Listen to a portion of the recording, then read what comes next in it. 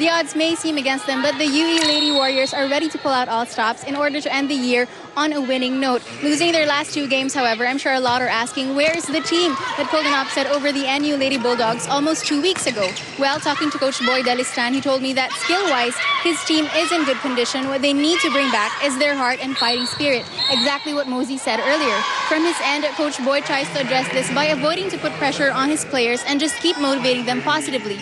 As much as possible, he wants them to play focused with just the game in mind. Now, in addition to the defensive adjustments Kimberly Dizon mentioned earlier, Coach Boy also made a few changes in their setting. In their last 2 games, the selections of their setter were too predictable, however, hence the adjustment. Overall, the UE Lady Warriors are prepared physically, and to have them playing on a better mindset, Coach Boy has constantly been telling his players to live by their moniker and fight like a warrior today. Let's see if they can do just that. Anton and Mosey. Thank you, Trishka. Thanks, Trish. And, UE has been known for their defense ever since. So, siguro, it can start from that. Kasi yung parang yung expertise when you say UE, you really remember defense. Even if sometimes we talk about volleyball during our times with my other co-volleyball players, we would always remember really the pesky defense of UE. Sabi nga nila, 1,001 spikes na kami, pero yung UE, binabalik pa rin yung bola. The UE, of course, are still adjusting to a new system being installed here by first-year head coach Boy Delistan, who is a UE alumnus and part of the last champion team of the UE men's volleyball in 1981. And has coached the UE men's team. But this year, he's fully focused on being the head coach of the women's volleyball program of the University of the East. Kimberly Dizon on that hit. Let's take a look at this. Set. Masangkayan. Ganda. The connection of Masangkay and Dizon. Finding the open spot. Masangkay, of course, returning as UE setter after taking a year off last year. Abby Ponon was their rookie setter in season 73. And how hard is that? Rookie setter. Same way for Esperanza last year. But then, of course, Mika Esperanza had no choice but to try and grow up as fast as possible. Grow up per game on a per game basis.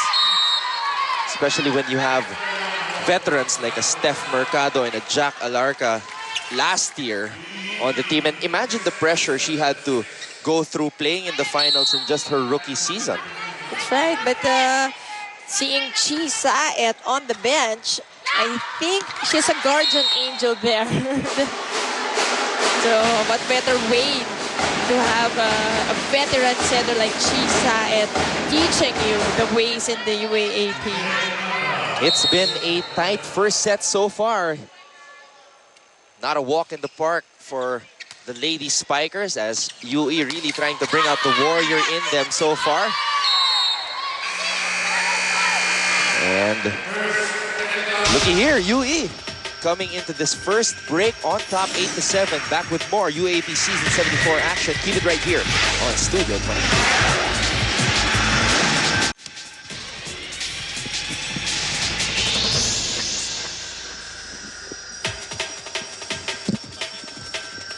Some players for DLSU. And LaSalle.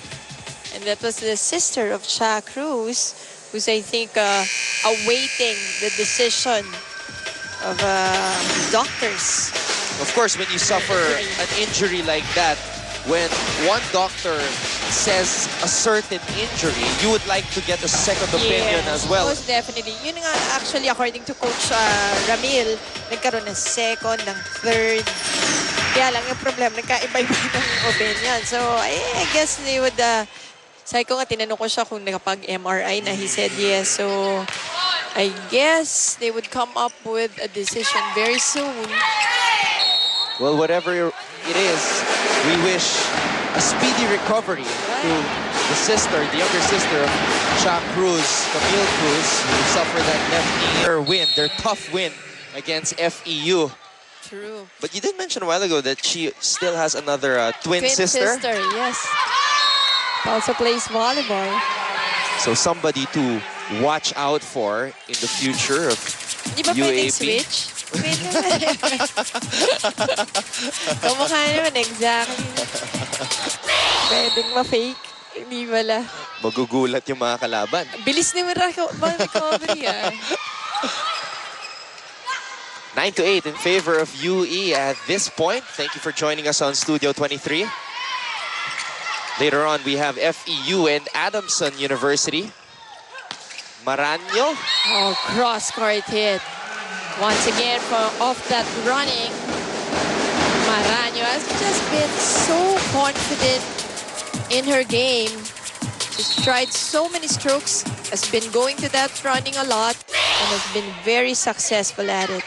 And she has been the best scorer so far for De La Salle University here in season 74. Esperanza back set. Abby Maranyo slamming it off the block. Ball is still playable for DLSU. Aragalang. UE able to stop that ball. A free ball for them. Masangkay sets left. And the ball is still alive. Gumabaw from the back row. And again, credit the pesky defense of the Lady Warriors in that sequence.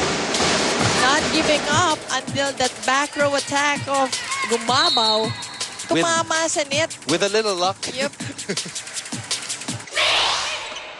Naiba yung momentum ng defender. Gumabaw able to keep that volleyball alive. Jack Cruz from the back row. Masangkay, it's a back set. Rosales just lost her balance there. Aragalang. A joust at the top. Good job to keep it alive. Maureen Martinez, the libero of UE. Maranyo. Easy does it for her. Just a smart play by Abigail Maranyo on that last touch. Look at this. It was just a soft tip, knowing that nobody there to support the blockers of UE. Sweet spot for Maranyo. Just late on the reception from the back row was Kimberly Dizon. Maranyo trying to attack the libero there of UE. Esperanza with the smart one there. Going to the corner. No, may pagka-beach volleyball yan. Putting it on that corner where nobody was home. And we mentioned her maturity in just her second year. And that's scary for the rest of the teams in UAP volleyball because she still has 3 years remaining in her eligibility. Sarina Bulan of UE on the down-the-line hit. One of 3 rookies for Coach Boy Dalistan this year. And of course, another team on a rebuilding process is UE. And the rookies and the sophomore players on this squad will really have to try and learn a lot from Kimberly Dizon and Kite Rosale and Teresa Caballero this year because those 3 players that I just mentioned are playing in their final year for UE here in the UAAP volleyball tournament. Oh, Rosale. Vintage Kite Rosale there. That's the Kite Rosale we know.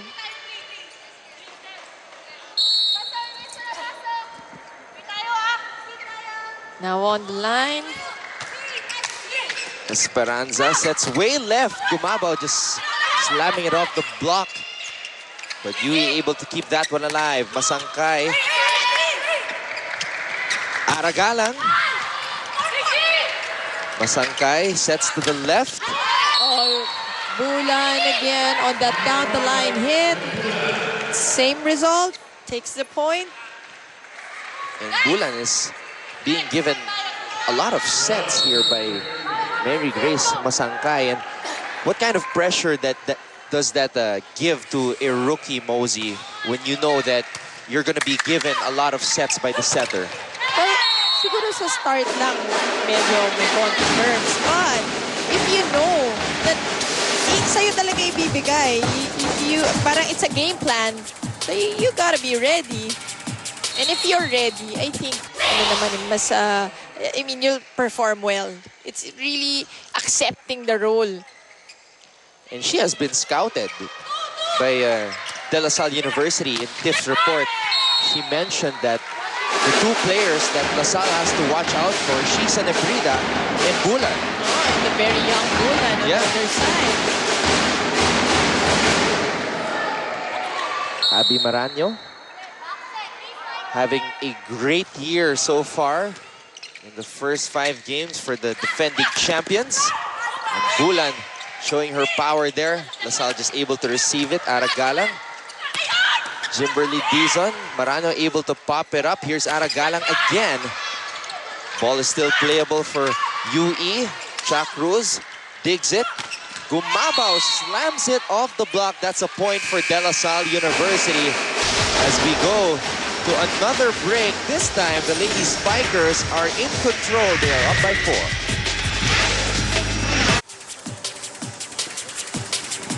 Let's take a look at this Gumabao spike one more time, just pounding it off that double block of UE. And again, to see Gumabao. Remember last year when she plays so textbook, now trying to get all those experiences and use it on this year, season 74, and take it to her advantage. Gumabao, the reigning best blocker of the UAAP Women's Volleyball Tournament. As we take a look at Abigail Maranyo again. The number 12 best scorer in the UAAP Women's Volleyball Tournament last year. Aragalang able to keep that one alive, and that will be it for La Salle. They'll just let it go as it wasn't playable anymore. So now it's a 3-point lead for the Lady Archers.